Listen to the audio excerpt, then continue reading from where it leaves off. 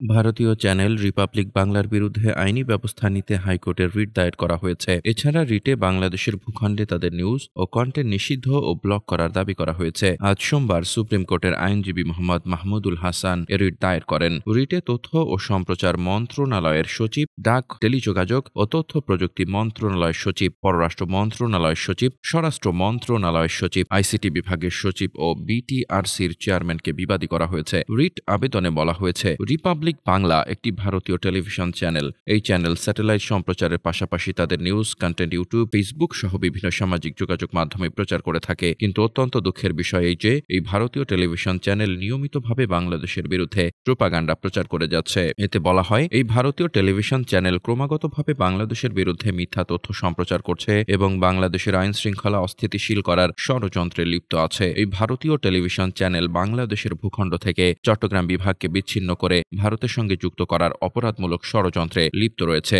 এছাড়া এই ভারতীয় টেলিভিশন চ্যানেল রিপাবলিক বাংলা নিরন্তরভাবে বাংলাদেশের বিরুদ্ধে গুজব ছড়িয়ে বাংলাদেশে হিন্দু মুসলিম সাম্প্রদায়িক দাঙ্গা সৃষ্টি করার চেষ্টা চালিয়ে যাচ্ছে।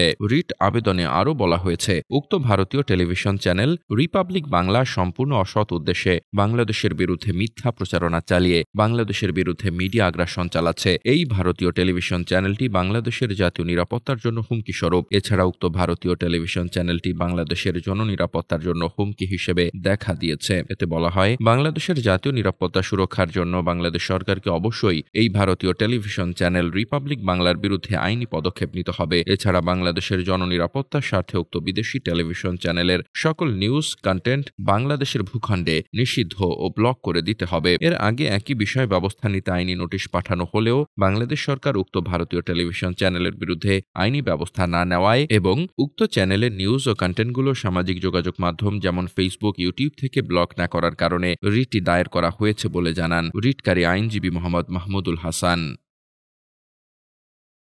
Desk report, বার্তাবাজার।